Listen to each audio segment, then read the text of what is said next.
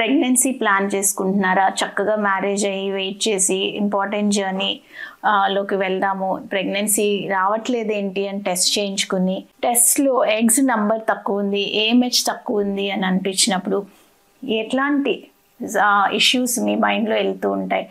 ఎటువంటి డిఫికల్టీస్ మీరు ఫేస్ చేస్తారు? ఈ కపుల్ గురించి, ఈ కపుల్ నుంచి విందాము, వాళ్ళ ఎక్స్పీరియన్సెస్ షేర్ చేసుకుందాం. వీళ్ళు first very nice couple.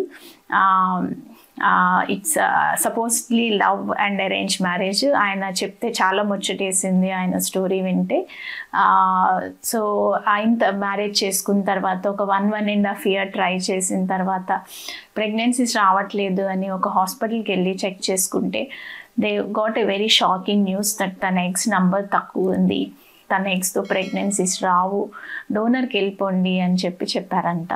So అక్కడి నుంచి నా గురించి చూసి నా వీడియోస్ ఫాలో అయ్యి వాళ్ళ జర్నీలో నా దగ్గరికి వచ్చిన తర్వాత తను she felt very positive and confident and then she started her journey with me. ఇమీడియట్గా తనకి pregnancy with her own eggs తోటి ప్రెగ్నెన్సీ వచ్చింది, కన్సీవ్ అయ్యారు. Comfortable journey and let's listen to what she has to say. నా పేరు హారిక, మా husband పేరు Dilip. Actually మాకు మ్యారేజ్ అయ్యి 2 years అవుతుంది. జస్ట్ కన్సర్న్ కోసం చెకప్స్కి వెళ్తుంటే నాకు ఇలాగా లో ఏఎంహెచ్ ప్రాబ్లం అని తెలిసింది. సో ఇలాగా స్క్రోల్ చేసుకుంటూ ఉంటే ఓఎస్ఎస్ జస్ట్ యాడ్లో చూసాను. బట్ వచ్చిన తర్వాత నేను తీసుకున్న డెసిషన్ కరెక్ట్ అని నాకు అర్థమైంది. And staff members, ma'am, special thanks. So this is the result of my success. Me age ఎంత ఉండింది? 0.84 ఉండింది మ్యామ్. yes ma'am. ఎన్ని రోజులు తర్వాత స్టార్ట్ చేసుకున్నారు? నాకు జస్ట్ వచ్చాను, నేను నవంబర్లో వచ్చాను, డిసెంబర్కే స్టార్ట్ చేశారు. బట్ నాకు ఫస్ట్ టైం అప్పుడు వచ్చింది ఒక్క ఎగ్గే వచ్చింది. సో నేను ఛాన్స్ తీసుకోదలుచుకోకుండా నేను సెకండ్ స్టిమ్యులేషన్ కూడా వెళ్ళాను. బట్ నాకు సెకండ్ స్టిమ్యులేషన్లోనే వచ్చింది మంచి క్వాలిటీ ఎగ్ అనేది. అప్పుడు నాకు 2 eggs వచ్చాయి. సో ఆ 2 eggs లో కూడా బెస్ట్ క్వాలిటీ తీసుకొని మ్యామ్ నాకు సజెస్ట్ చేశారు. So this is the result.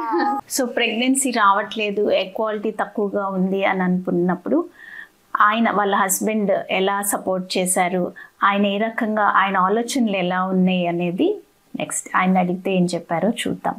అంటే తనకి ఎగ్ క్వాలిటీ తక్కువ ఉన్నా అనేది వేరే హాస్పిటల్కి వెళ్తే తెలిసింది మేడం. ఓకే, అది తెలిసింది. సో నేను చాలా ఫీల్ అయ్యాను అనమాట.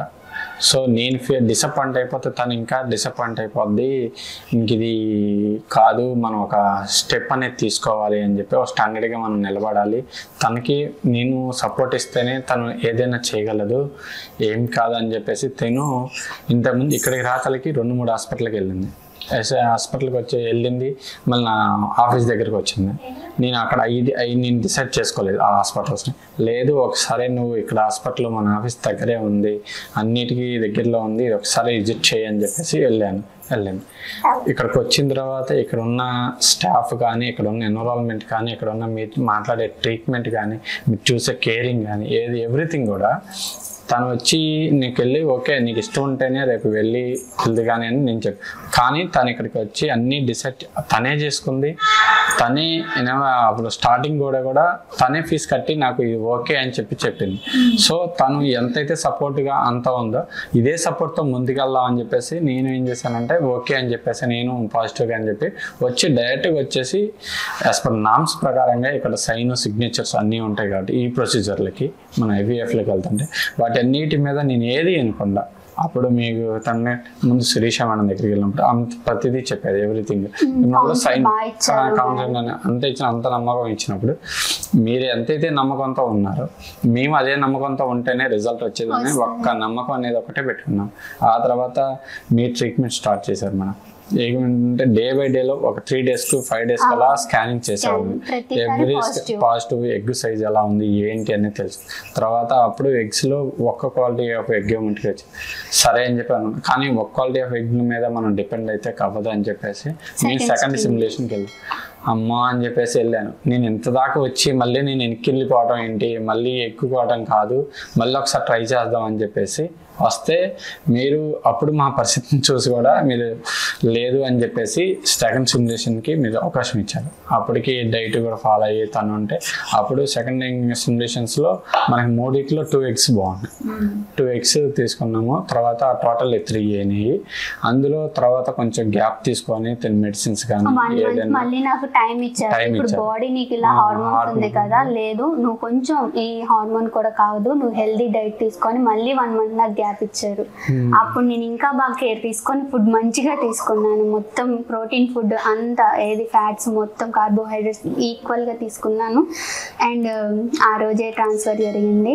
అండ్ ట్రాన్స్ఫర్ జరిగిన 15th డేకి నాకు పాజిటివ్ రిజల్ట్ వచ్చింది. నెక్స్ట్ 15th డేకి హార్ట్ బీట్ వచ్చేసింది. అసలు ఎవ్రీ టైం హార్ట్ బీట్ విన్నా. నేను మళ్ళీ ఇక్కడ నుంచి మళ్ళీ మనకి 3 monthsకి వేరే హాస్పిటల్కి నా హోమ్ టౌన్కి రాసినా కానీ వాళ్ళ దగ్గర ట్రీట్మెంట్ నాకు సెట్ అవ్వట్లేదు. నా బాడీ మేడంకి అర్థమైంది. సో అని చెప్పేసి నేను 100 kilometers నుంచి ఇక్కడికి దాదాపు 3-4 times వచ్చే వాళ్ళము. మంత్లీ వచ్చి చెకప్ చేసుకునే మెడిసిన్ ఎక్కడ తీసుకునే వాళ్ళము.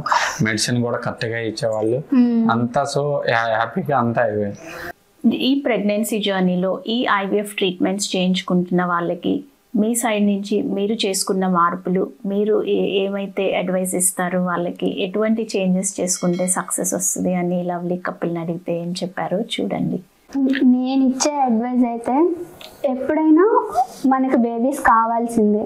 బట్ మనం ఎంత ఫాస్ట్గా అయితే స్టెప్ తీసుకుంటామో అంతే ఫాస్ట్గా మనకి రిజల్ట్ ఉంటుంది. అండ్ మెడిసిన్, డైట్ ఫస్ట్ మన మెయిన్ కీ రోల్ ప్లే చేసేవి అవి రెండే. టైంకి మెడిసిన్ వేసుకోవాలి, ఏ మెడిసిన్ మర్చిపోకూడదు.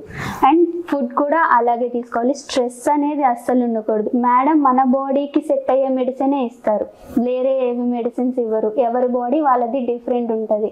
ఒకవేళ ఈ సైకిల్ మనకి ఇలా ఉంది అనుకుంటే మేడమే చెప్తారు, వద్దమ్మా ఈ సైకిల్ ఇక్కడతో ఆపేద్దాము, నెక్స్ట్ మళ్ళీ మీ బాడీకి రెస్ట్ ఇవ్వండి అని చెప్పేసి మేడం ఇచ్చిన సజెషన్స్ కరెక్ట్గా ఫాలో అవుతే ఇదిగోండి result. Thank you so much ma'am. అయితే ఈ ప్రెగ్నెన్సీ సక్సెస్ స్టోరీ ఎంత మంచి సక్సెస్ఫుల్ స్టోరీ కన్నా కూడా నేను చెప్పదలుచుకున్న వాస్తవం ఏంటి అంటే, ఎగ్స్ తక్కువ ఉన్నాయి, కౌంట్ తక్కువ ఉంది, ప్రెగ్నెన్సీ రాదేమో, డోనర్ అడిగారేమో, ఇటువంటి భయాలు భయాందోళనలకి లోనవ్వకుండా మనం ఎందుకు రాదు మీకు ప్రెగ్నెన్సీ అనేది కరెక్ట్ సపోర్ట్తో, కరెక్ట్ ట్రీట్మెంట్తో, మంచిగా అవగాహనతో ముందుకెళ్ళి ఎటువంటి డిలే చేయకుండా ట్రీట్మెంట్స్లో ముందుకెళ్ళినప్పుడు మీకు కూడా ప్రెగ్నెన్సీస్ వస్తాయి. సో ఆ హోప్, ఆశని వదులుకోమాకండి. ఖచ్చితంగా ప్రయత్నం చేయండి. అయితే ఆలస్యం చేయొద్దు. ఈ వీడియో మీకు నచ్చినట్టయితే, మీకు తెలిసిన వాళ్ళల్లో ఎవరైనా ప్రెగ్నెన్సీస్ ప్లాన్ చేసుకుంటున్నారు, వాళ్ళకు ఉపయోగకరంగా ఉంటుంది అనిపిస్తే తప్పకుండా షేర్ చేయండి.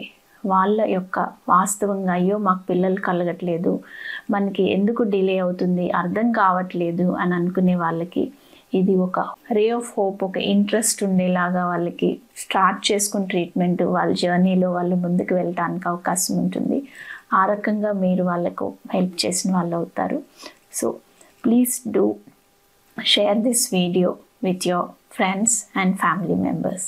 ఈ సక్సెస్ స్టోరీలో మనకి తెలియాల్సిన వాస్తవం ఏంటంటే, ఒక దృఢమైన నమ్మకం ఉండాలి.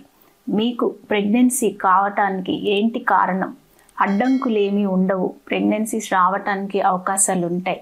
అది సరైన పద్ధతిలో మనం చేసుకుని సరైన సపోర్ట్లో ముందుకు వెళ్తే కనుక తప్పకుండా ప్రెగ్నెన్సీస్ వస్తాయి.